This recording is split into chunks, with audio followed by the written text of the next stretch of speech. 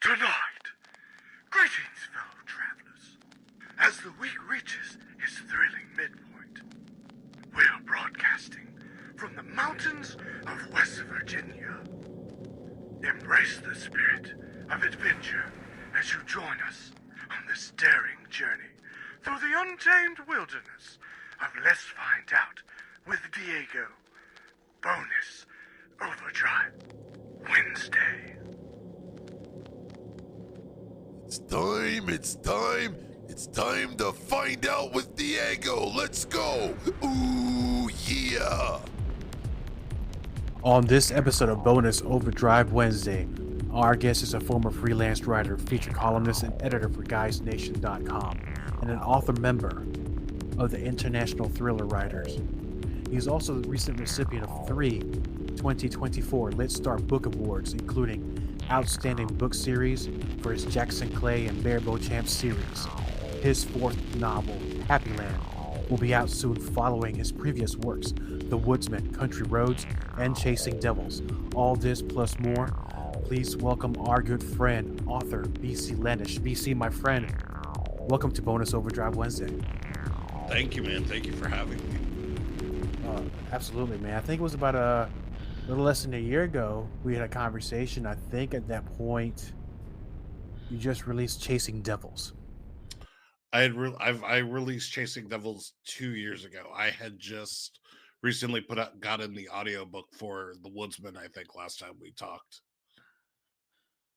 And then, so with The Woodsman, and we're talking about audiobooks, did you take part in choosing the people who would be narrating the book? Yeah. I don't remember if we talked about it last time we were on, but I was picked by a company called Audio Sorceress. They did a Kickstarter campaign for people that at the time I was not signed to any publisher, so they're looking for an indie or self-pubbed author that, you know, it's a substantial investment to actually produce an audiobook if you're going to pay for the narration outright, as opposed to something like royalty share. So they did a Kickstarter campaign where they were going to basically pick a worthwhile novel or a novel they deemed worthwhile in their eyes, and they ended up picking up The Woodsman. And aside from them paying for it, I mean, it was just like any other project they do. We got auditions done. We had people read samples of the script, and we got to pick a narrator, and it was, luckily I was able to narrow it down to actually someone I was familiar with, and I thought he absolutely killed it. A little different feeling than once you publish your book. I know you open the box, you look at the book and say, oh my goodness, here's my hard work, and it's finally paying off. The reason I say it's something different is you sat down and did you listen to the book from start to finish with the narration? I did. I had approved the final files, so I listened to. So first you hear the audition, which is like 1 or 2 pages, I think, and then they give you they give you the first, what's called the first 15, which is basically nothing more than the first 15 minutes starting at chapter 1, and that's just to kind of get you a better feel. And then that's really your last like check-in before they go ahead and do the full audiobook. And then you go ahead, of course, once they finish, and you review the final files. So of course I listened to my own audiobook. And yeah, I thought his name's PJ Freeborn. He's a professional SAG-AFTRA narrator, and I thought he knocked it out of the park. That's perfect, man. And it's because I think you're sitting down, you're listening to, because some writers, authors are world builders, and you're sitting there listening to the own world that you built. I mean, it's got to be an amazing feeling. But then you had the audiobook since I last spoke to you, and then even more changes. You're these goals, you're smashing these goals. And I know Happyland's coming out, I think, in a couple of weeks, correct? That's right, July 15th. So if it's, if you're listening to this after July 15th, it's already out. But since then, you just signed a 5-book deal with Liquid Mind Media. I mean, you're unstoppable, brother. I appreciate you saying it. No, that was something that was, I think you and I talked about last time we met up. It was in the works, but I wasn't able to say anything on it publicly. We were still working out the finer points, but yeah, last August or September, I think it was, I officially signed my first book deal. It was a 5-book deal for the Jackson Clay series. So they took on the first 3 books that were already out. We've brought them now under Liquid Mind Media's publishing wing. So they've got fresh covers, they've got a fresh look. We updated them a little bit.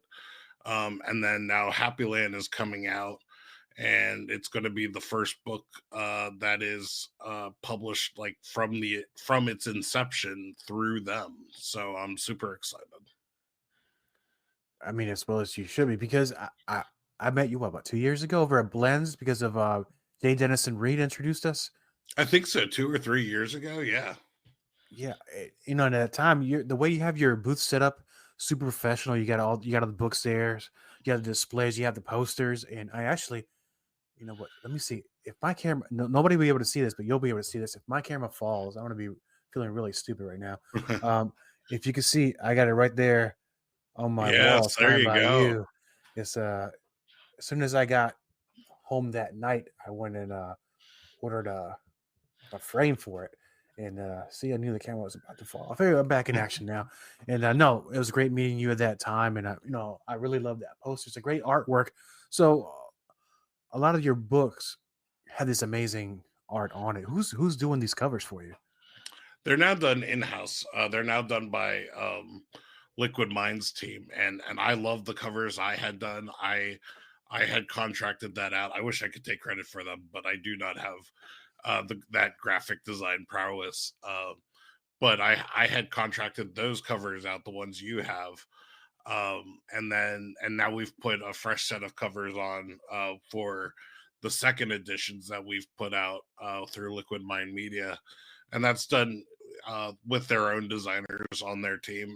But I think they're just as awesome as the ones that I had done. It's hard to play favorites because one is kind of like your first child and one is your second child, but I think the new covers are absolutely gorgeous. And then I don't have any posters yet, but if I ever make those posters up, I'll absolutely have to send you a new one. Oh, it'd be awesome because I probably, now that I'm doing more events, I'll be running into you sooner or later. And I think there might be another event later this year. Are you be back at Blend sometime this year? Possibly, I have to see. I'm going to try to string some events together as I roll out Happyland. So we'll see.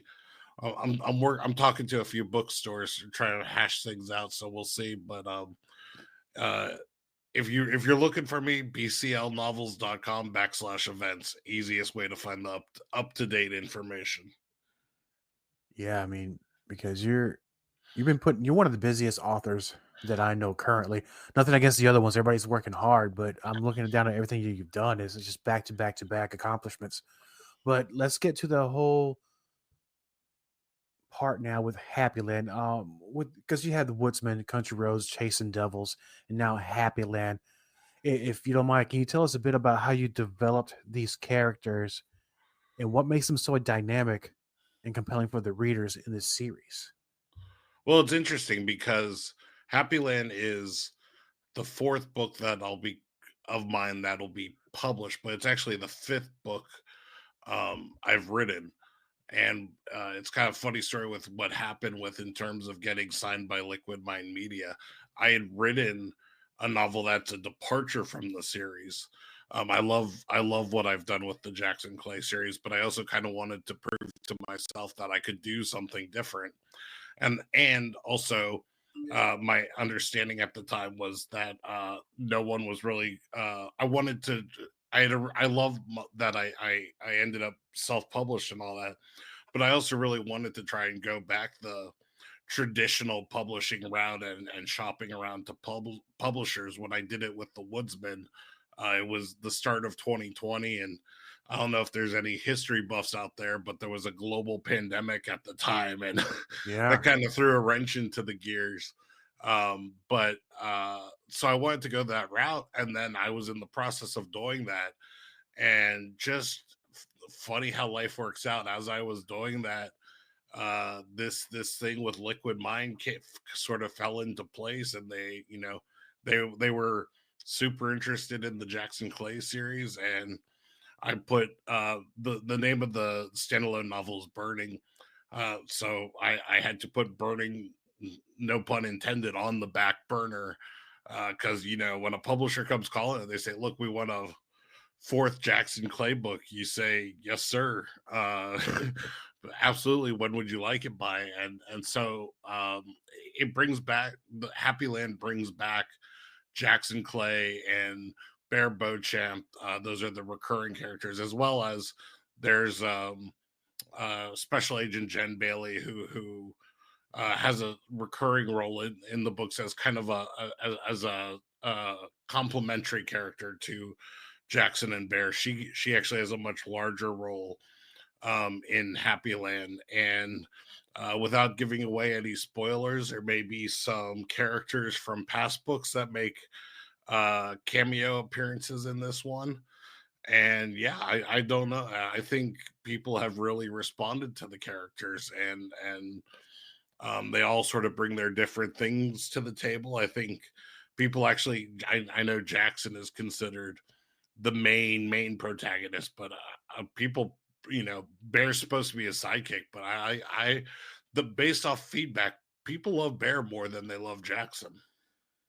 Sometimes the sidekicks do get a whole lot of different shine. It might like Batman and Robin. Like Robin eventually became Nightwing, and people love Nightwing. And it's one of those things that you never know which character is really gonna rise in the stocks in the novels. But let's go back something, because you were talking about you were writing a book outside of that universe, the Jackson Clay universe, and it's in the back burner currently. What's the challenge of if you're so invested all these years in building this world in the Jackson Clay series, and then you're going to put that world to the side, start something new? So how do you separate it?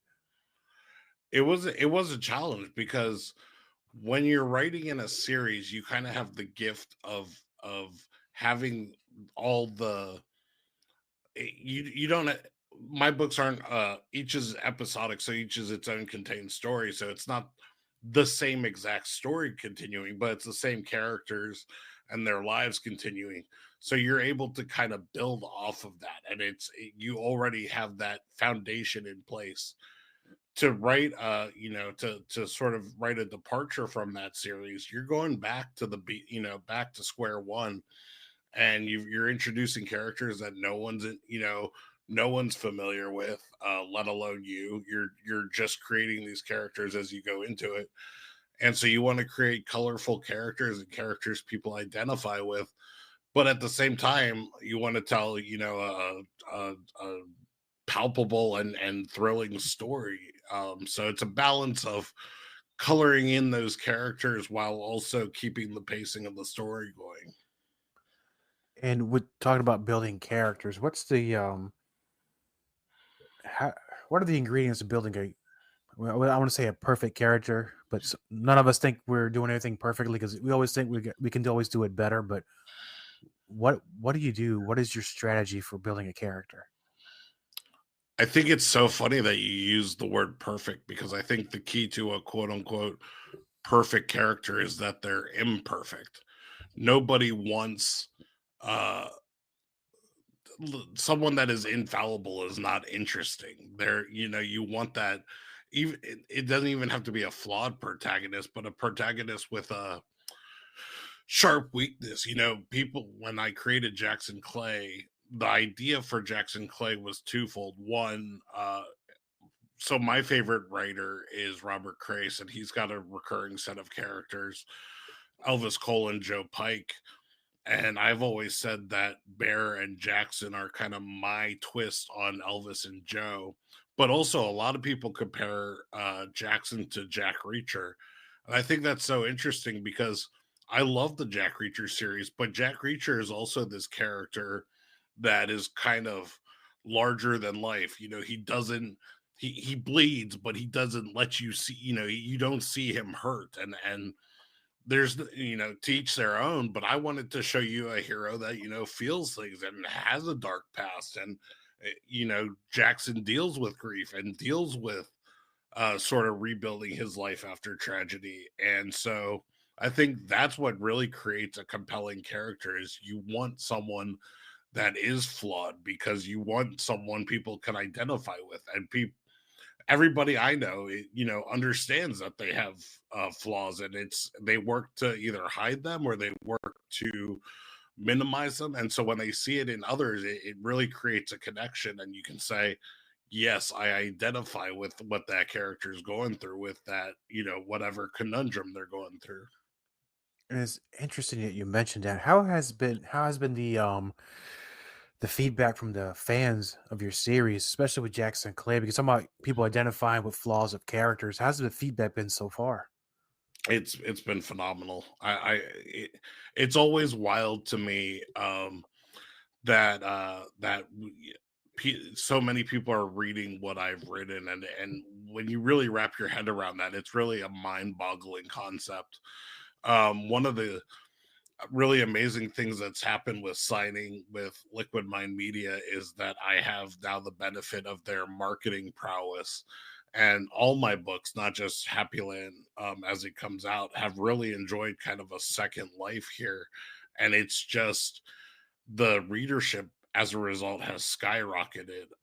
I think when I signed, Woodsman had something like, I want to say 400 reviews on Amazon, and Wow. just in what's it been? So that was September. So I mean, we're talking like 7-8 months. It's already up to over 1,500 reviews.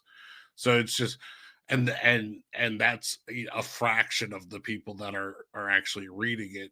I would say probably less than 10% of people that read a book take the time to review it. And so it's just staggering to think that 1,500 people have taken time out of their day not only to read your book but to tell you what you think.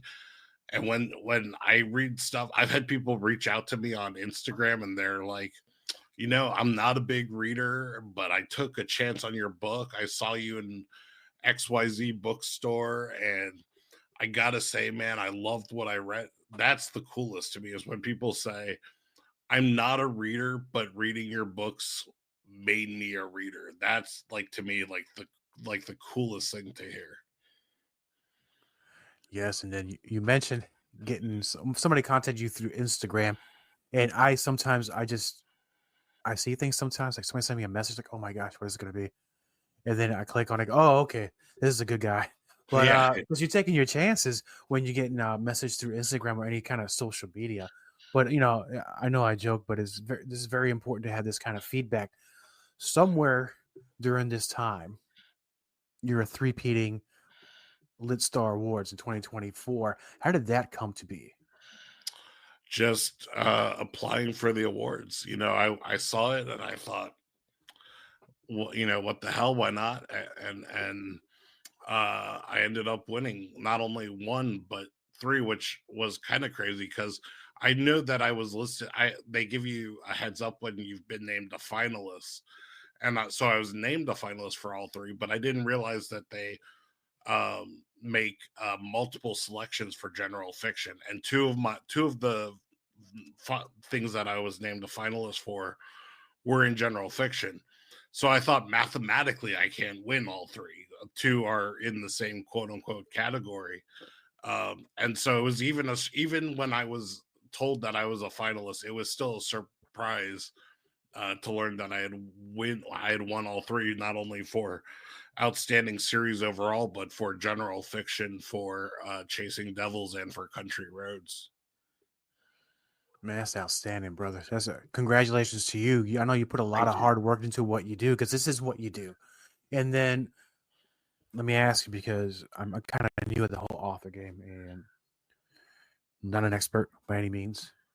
Right. What in between these books, because I know you put a lot of heart and soul into this, not only the stories, the world building, and the characters. Once you're done writing and it gets published and it's released, what do you do for your time off? What do you do in between? Because you have to decompress sometimes.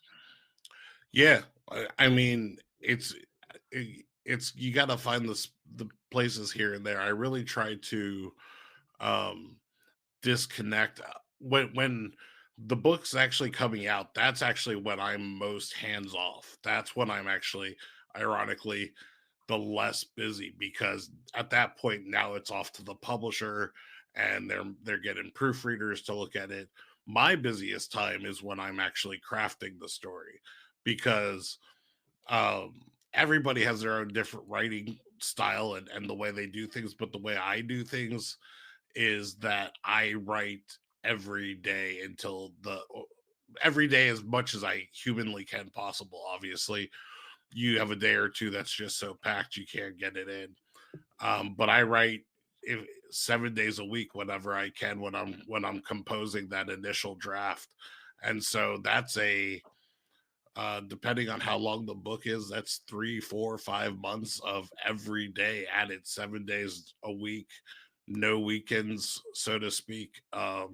So that's when you can really it's good to like take a week or two and just go and just kind of take a step back, do whatever you do to relax. And for me, it's watching sports. It's playing games. I'm not a hardcore gamer by any means. I usually set whatever game I'm playing to the easiest level, because at the end of the day, it's supposed to be enjoyable. It's not supposed to add to my stress and my blood pressure. But that and I'm a self-admitted adult fan of Lego, so I like building a Lego set here and there. And Legos well, from when I was young, and that was a very long time ago. I'm not gonna lie here. They've gotten more intricate, more kind of cool looking things now. What are you making with the Legos? All sorts of stuff, man. They really marketed. There's a whole branch of it marketed towards those like millennials like us that grew up with the stuff in the 90s, because now they got sets after the movies we grew up on. I just put together a set modeled after Jaws, and I've modeled stuff off The Simpsons and all sorts of stuff. So they get me with the nostalgia stuff for sure. Let me ask you this: have you ever stepped on one? Oh yeah. Oh yeah. That'll get a 4-letter word out of you. I'd rather step on hot coals. Or a hot Lego. Oh, there you go. Yeah, no, that would be a lot better. Right. But now with your writing process, and it could be a little bit different than anybody, and I can only go from my experience in podcasting or the type of guests that I bring on. My studio where I'm at is specifically built everything that influences me and inspires me on the subjects that I tend to cover on the shows. Um, and one day I'll give a full tour, but I have cryptids here, I have Batman stuff here, I got heavy metal here, I have posters, I have a life-size alien statue next to me. So everything here has to make sense for me for a perfect wavelength sort of thing. So what is the perfect writing conditions for you? Well, obviously the listeners won't be able to see the video we have here, but I mean you can see the video. This is my office. So you can see Lego in the background. You can see, I've got a blow up of the Sports Illustrated cover when the Caps won the World Series. I've got my VCU banners from the Final Four run, Go Rams. I've got it all. I've got a old school Nintendo 64 set up over there. So yeah, it's the stuff. I'm kind of like you in that I surround the stuff myself with the stuff that makes me happy. You're going to spend 8 to 10 hours in if you're going to spend 8 to 10 hours in the office, you might as well enjoy the office. Yeah, you might as well enjoy what you're looking at. I don't know about you, but once I step through these doors, I'm stepping into a different universe. It's like I jumped through a portal, and it's where I need to be. Oh yeah, for sure. So now the Happyland comes out here in a couple of weeks, and there is some of that downtime we talked about. But then the real pressure starts because then you have to market these books. You have to go out there, go to all these events.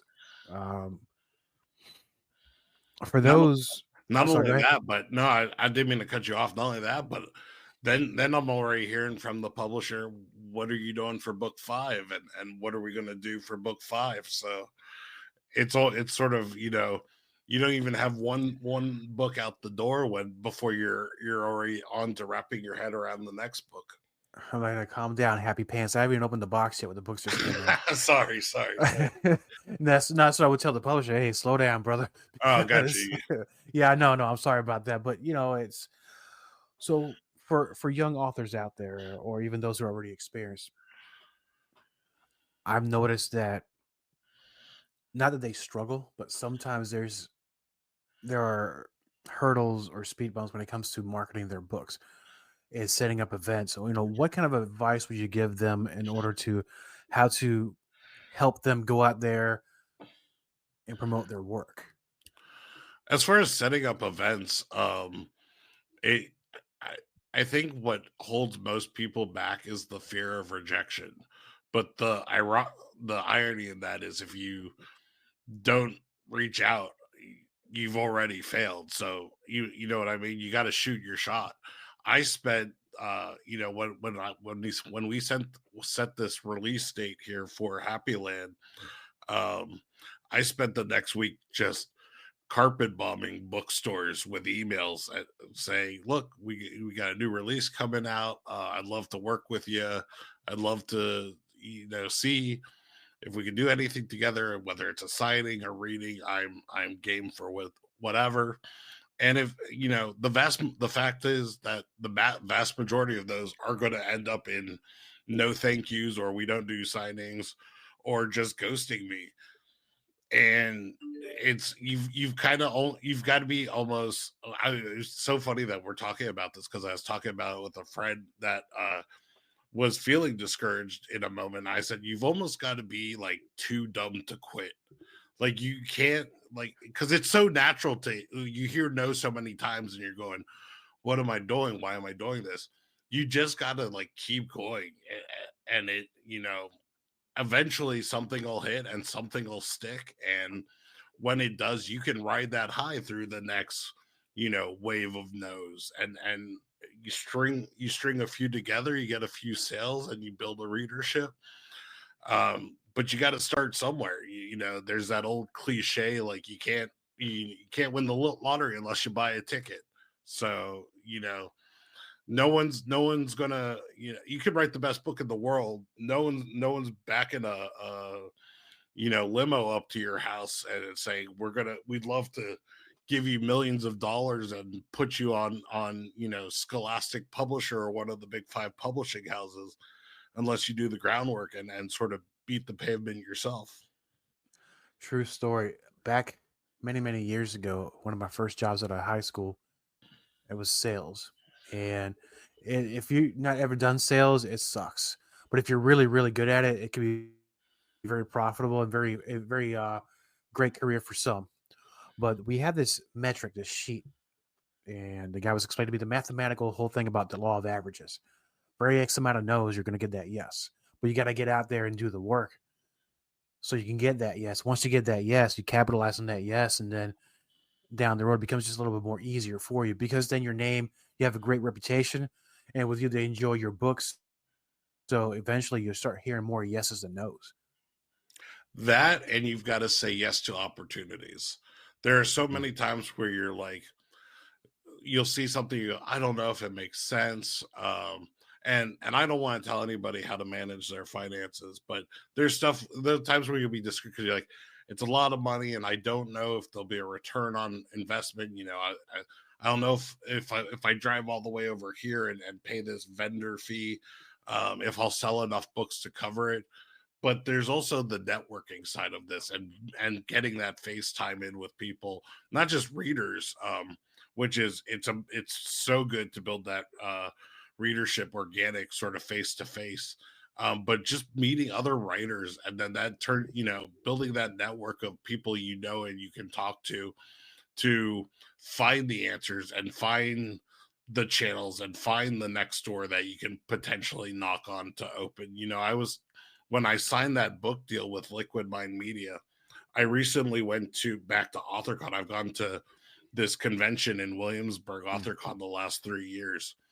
And I put on the AuthorCon group page online, I was saying, look, I've never turned a profit so like officially on my table at AuthorCon, but I will always support this organization, not only because first of all it's all done for charity. All the proceeds go to charity, so it's a fantastic event for a good cause. But beyond that, you can't put a price on the networking. I can draw a line of like almost that 6 degrees of separation. I can draw a line of people. Like I met this person who introduced me to this person, who ultimately put me in touch with LT Ryan, who offered me that book deal. So none of that happens unless you get out and you start doing some of these events. And you can't be discouraged by slow selling days or slow signing days. That's just taking your lumps as you go with it, because it's almost like fishing. You're going to have that day where you're out there 3 hours and not a nibble, and then you're going to have days where they're literally jumping in the boat. And the book equivalent of that metaphor is, you've got a small line at your table of people waiting to buy the book you wrote, buy the book that you put your heart and effort into. And that is like the craziest little natural high you can get off of it. And you mentioned about the investing the money, but sometimes you can't worry about the money you're investing because you're investing time. And time is very precious. And don't get me wrong, there's no fast pass you can buy to do this thing. Even if money is not an object for you, even if you've got the money to start your own traditional publishing house, you still got to do the groundwork, and it's got to be a labor of love. But I only mentioned the financial thing because obviously for some people that's a very real thing. But you've got to invest in yourself if you want to make this thing work. You gave me a very gracious compliment where you're talking about my setup at the blend and stuff looked very professional. All that costs money, and it's easy to be skeptical and say, do I really need to get this sign made or these banners made? But it draws people in, and then and that's what this game is all about when you're trying to build a readership, is starting that initial conversation with your potential reader, with your potential audience. Yeah, I mean, I saw your setup.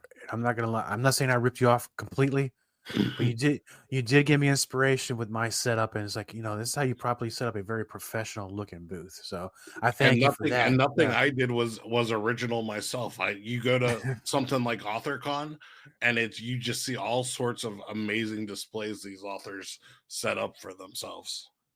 Yeah, no, I 100% agree, because I got the banners, I got the tablecloths and everything.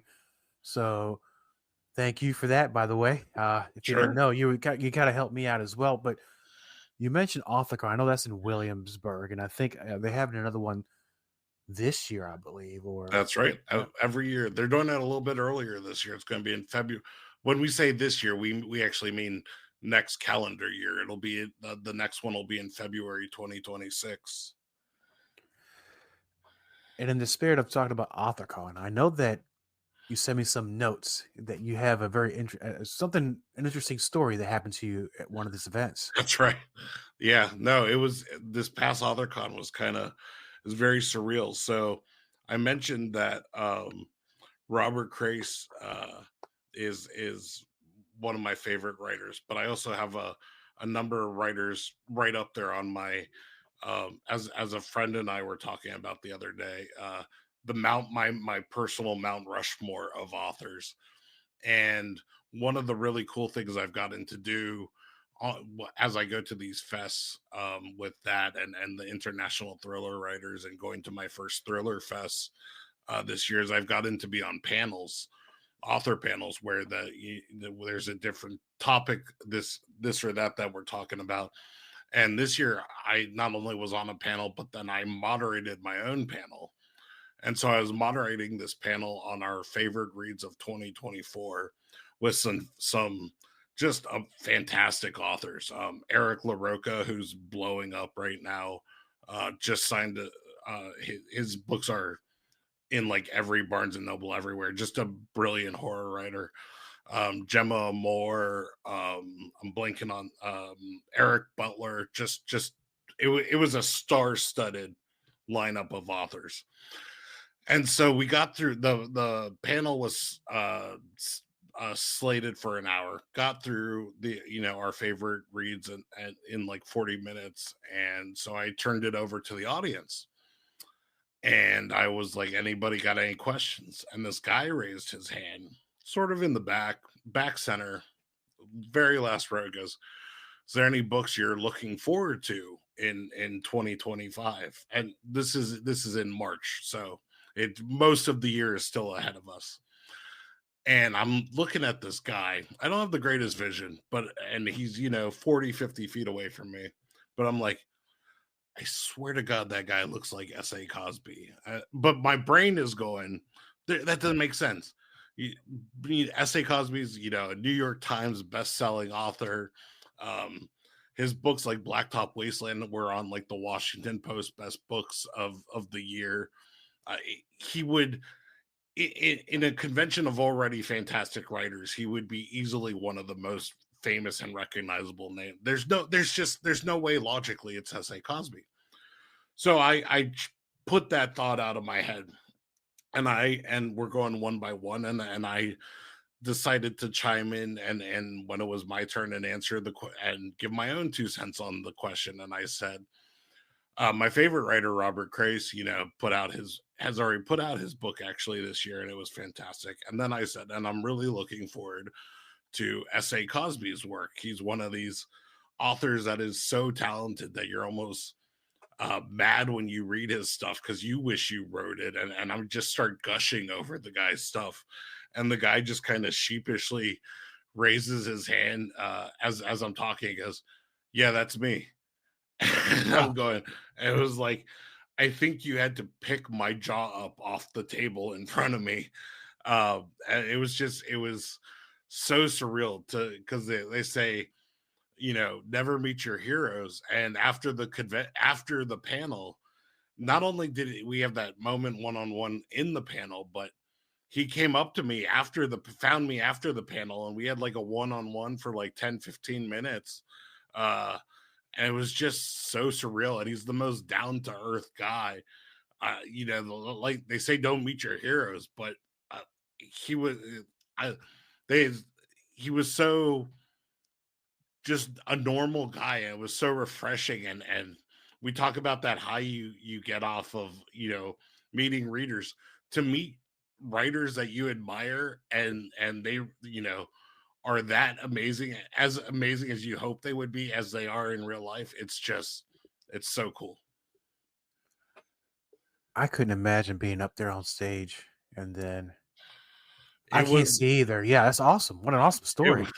No, and because Gemma Moore, who was on stage with us, another great author, she goes, I thought you were doing it as a bit. And I said, no, I legitimately, I can't see, like, I can't see for crap. And my inner anxiety goes, if I say something and I'm wrong, then it's just super awkward. If I'm like, are you S.A. Cosby? And he's like, no, I'm just Joe Schmo. And you're like, oh, all right, well, this is awkward. So I guess my inner anxiety stopped me from saying anything, but then we did it. And it became this really both funny, but then also really cool moment.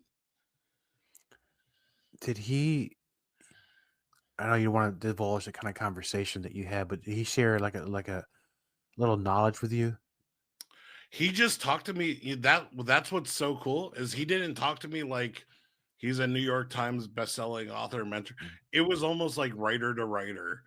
We talked about how I didn't know this. He got his start at AuthorCon.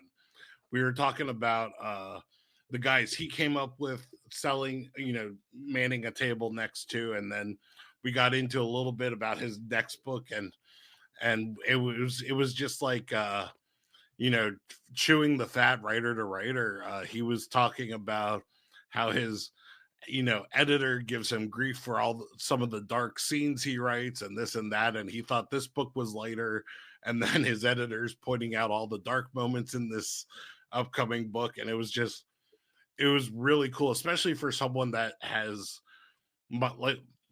someone like myself who has dealt with that imposter syndrome from time to time as I've gone down this journey. To have someone like S.A. Cosby just stand there and talk to you like we're peers is not only really cool, but kind of reaffirming in what you're trying to do in this writing thing. And you're right. What an amazing journey we have here, my friend, that we can go out there. Not only do we meet the readers or the listeners, but you get to meet actual people who've been in the industry a long time, and you're sitting down there with them and they're having a normal discussion with you.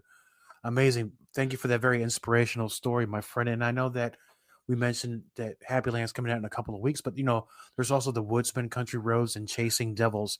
And I know you mentioned your website earlier on the episode, but for the readers of Bonus Overdrive Wednesday, not only do they want to learn more about you and your books and where you're going to be, where can they find this information out? So the best way is to just go to my website, bclnovels.com. Just my initials, BCL, and then the word novels.com. Outside of that, you can go to Amazon. All my books are on there. You can go to, I think, like Barnes and Noble. I think you can go to a couple other places that Ingram Spark, who's a book distributor, distributes their books to, maybe like Books A Million, stuff like that. But definitely you can follow my author page on Amazon. I'm on all the social media. You can find my social media links back on my website. And if you want a book from me personally, just go to the shop tab on my website. I sell hard copies of my books through my own Etsy shop, and you can get them hand autographed and made out to whoever. And not to plant seeds, but maybe there's Christmas down the line. Maybe they make a good Christmas gift for the mystery thriller fan that you got on your list. So, yeah, I always say I'm happy to vandalize your books for you. Absolutely. It's never too early to shop for Christmas. Amen. That's yeah, I don't blame you there, my friend. So BC, it's been awesome having you back on the show, and looking forward to Happyland, and I'm looking forward to seeing you again later this year, because now I'm traveling more, and I know I'll run into you sometime soon. Absolutely, man. We'll have to meet up face to face one of these days. Yes, we will, my friend. Thank you very much.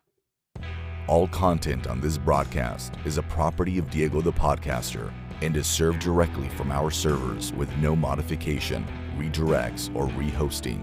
All celebrity impersonators are paid performers. The impersonated celebrities do not endorse or promote any views or opinions expressed by our guests, Diego the Podcaster, or Bonus Overdrive Wednesday.